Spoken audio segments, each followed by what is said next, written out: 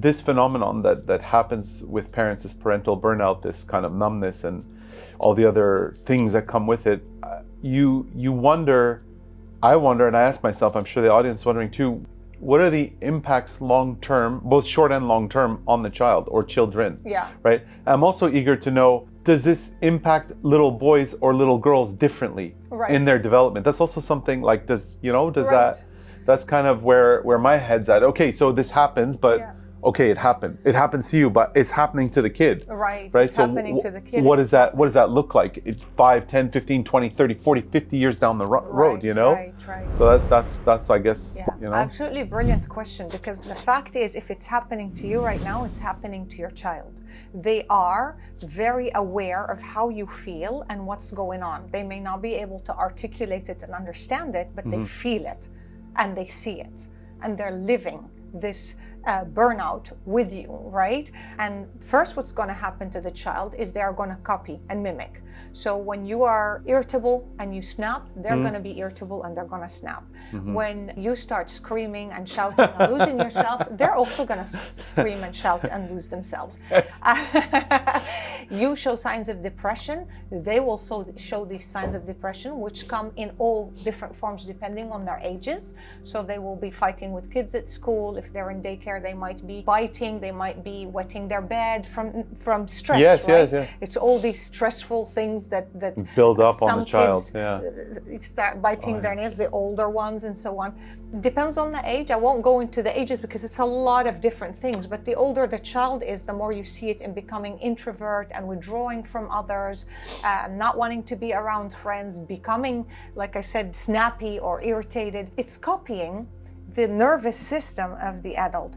And it's not just, it's copying the behavior, but like I said earlier, children borrow our regulation or our nervous system state in order to function. So when your child is having a breakdown, you're supposed to be the stable, present, loving, calm pillar in their life. Yeah, not lose your marbles. They fall on you and you hold them and you bring them back up. Not that you lose your marbles. They do something that two kids are fighting and dad is like, if this doesn't stop, and mom is like screaming. What are you Turns into a war zone. Totally. What are we teaching children when we fall apart? Because they are falling apart. But what are we teaching, right? So this is the thing. And then if the adults are falling apart, who is now going to pull the family up? Are you relying on the children to do this? You talk about the results of what might happen later in life to these children, right? Whether females or males. A lot of these children that grow up with parents who are unable to care for themselves. They cannot regulate themselves, they cannot cope, they are constantly in turmoil and so on, become parentified children. Parentified children are children who have to learn to grow up too soon. They almost become the caregiver of themselves and even try, when they grow up even older, to become the caregiver or the helper of mom or the family unit, right? The eldest child, sometimes you see it in families that are broken, that fight a lot, scream a lot. There's this older brother who tries to be the parent of the little sister, more loving and more kind and holding her and whatever, because the parents have had enough. It shouldn't be that children grow up so fast to take a parental role. This is bad, is what you're saying. This is bad, okay. This is very bad. Because, you know, in another way, people see it as a badge of honor, and right? No, I think it's this is right. This is This is not good. Right? If the oldest brother wants to hold this little one and rock her because he loves her and the family is a strong, happy, peaceful, calm, grounded unit, that's wonderful. But if mom and dad are always, on eggshells and the fighting and the yelling and everybody's burnt out and there's guilt about not parenting right. And of course they love their children, but there's this thought of what have I done? How can I care for everybody? I can't do this. This, like I said, running on empty, this chronic stress. Moms with their hormones and having to deal with everything else aside, and then the child feels that they constantly have to bring peace or help or support the parent who is not well, or protect the mom if dad is going to come back and fighting will start, or protect the dad or whatever they might think. The parentified child grows up with this sadly identity thing where they understand that to love someone means to put yourself last. It means to constantly be rescuing the other. So they end up in relationships, they end up choosing partners who are not good for them. Good. Yeah. Unstable. Not good. Unstable, yeah. Emotionally a wreck, mentally a wreck, yeah. completely just hanging in there. Yeah. Why? Because it's very familiar. And just recently, actually, we had a podcast just not so long ago, and I said, we don't choose who's good for us, we choose who's familiar. Relationships, when we meet people, you immediately attracted to what's familiar to you from your childhood. And that can be very bad or very good. And that could be really bad because you do not, it depends on your childhood, yeah. right? Because if your childhood is about being parentified and you're attracted to people who constantly need you to help them and save them and fix them. Yeah. So, and when is your turn ever going to come? These aren't sustainable situations. You grow Clearly. up, now you end up in a relationship like that, you're repeating your childhood again. Whereas you want to grow up and end up in a relationship where you meet someone who is whole and complete, and even if they're not, they want to work on themselves to help themselves, and they're as available for you as you are available for them. Mm-hmm. And then you have a unit that would raise a family and work together. Not everyone has had a perfect childhood, fair enough. Mm-hmm. I work on me, you work on you. Mm-hmm. I'm here for you, but you're also here for me. I'm not your savior 24/7. You keep having mental breakdowns and collapses, and this happened, and this happened, and this person said it, and I have to constantly be saving you, the savior. Mm-hmm. It's also completely not sustainable. Yeah, of course. And so this is regardless, you said girl or boy. Yeah, that was my question, because we develop differently. Yeah, okay, because But of course, there are certain tiny things or other things that may be related, because females when they're younger, they may need different things than boys. Yeah. But in general, looking at the pattern is quite, it's the same. One thing you said, which actually really made me think and kind of startled me, the kid is not just exposed. The child is not just exposed to mom and dad. And the child is, like we said, being a chameleon of mom and dad. Yes. Great. But hold on. I mean, sometimes kids can be in neighborhoods or have a community that they're also getting the chameleon from, that they're, right? Yes. And this for me, I'm like, okay, that means if you take it a step further, I think we need to work on the world to make our kids better.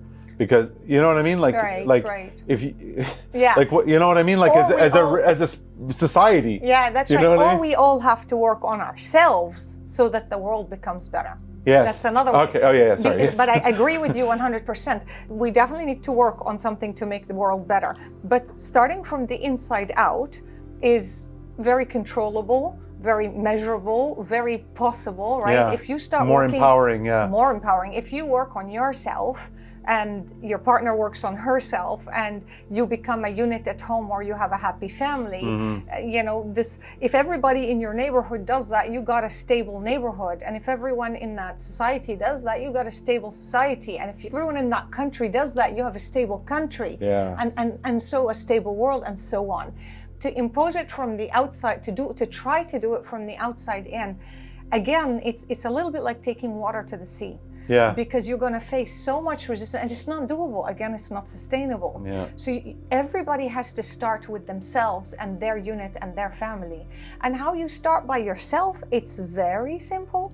You, like I said, every week, check in with yourself. Maybe do it as a thing with your wife or husband, right? Your partner. Sit together and say, okay, what was the pit and the peak of this week? Mm-hmm. What did we do this week that was the highlight that you absolutely loved and you felt it was just, and what was the pit? And what can we change about that? Is there more time that you need for you so I can keep the children with me so you can get to do something you love this week? Or, oh, look at this, I've gone 2 weeks and I've done nothing for me. I'd love to just sit on the couch and watch a game of football without interruptions. Please take the kids and go to the park or something, to a movie, right? Discuss and plan together if you can. Otherwise, plan it alone. Start with yourself, like I said. What have I done for myself this week to feel happy? Is there anything this week that I've done that I enjoyed other than running around like crazy to shuttle kids, take care of kids, take care of the wife, take care of the husband, take it, whatever. So that's the question. And the second thing, like I said, an hour meeting with yourself per week, 1 hour meeting. You take the time to meet your child's teachers and educators. You take your time to sit and talk to your wife. You take your time to sit and talk to, you gotta make time to sit with yourself, to ask yourself, was my week okay? What am I bothered about? What do I want to change? What is missing? And understand why you are reacting a certain way to certain things. If you're very irritated by certain things, is it because you're lacking sleep? Or is it because this is a bruise from your childhood? And if you're lacking sleep, what can you do to fix that? Can we make a plan that one day you go to bed at 8 or 9 and the partner takes the kids for later to put them to sleep, so you take shifts? If that's not what it is something that is stemming from childhood. It irritates you so much because that's how it was with your parents. That's something. How can I fix that? And you go down there. Fixing things is so easy because often just seeing them resolves everything. Yeah. The minute you see this was a pattern from my childhood, poof, it lost power. Half of knowing what the problem is half the solution. Yes. And then you want more tips and things about how to deal with this pattern from childhood? Well, guess what? You can find a therapist, you can look on internet, you can read, you can check things. There is abundance of information out there that you can, during the next week, in that 1 hour, sit and read and study. It's your hour. It's the hour that is yours to care for you, make you feel better, educate you, take yourself to the spa, go for a walk, have your internal dialogue, understand whether you're a highly sensitive person, maybe that's what it is, understand whether it's a childhood pattern or trauma, maybe that's what it is, understand if it has anything to do with your life situation as a child. Was it one parent died early, was sick, were you a child of divorce, did you immigrate from country to country? Understand what your birth order is. Maybe that has something to do with it. You had an older sibling who controlled everything. Understand and meet who you are and create, every time you sit with yourself for that hour, a place that's safe for you and yourself to understand, see, acknowledge, grow, and become. So you become a better version of yourself. Rather than living life with a blind on your eyes, you don't even know who you are and you're running around yelling and screaming, depressed and chronically exhausted from everything when you're trying to give everything you have to the kids and the family, but you don't have it to give it. Yeah. You don't have it to give it. Thank you very much for this wonderful chat, Robbie. I must say I really learned a lot from it, and I really hope that all the viewers, learned from this as well. I know it's tremendous for especially people in the international community.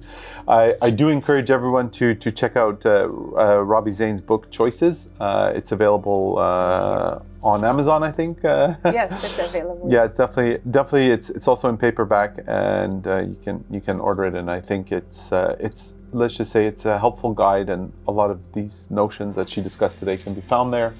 And definitely look her up on LinkedIn as well, and reach out. Thank you so much, and we'll see you in the next podcast. Yeah, super. Thank you so much. Thank you.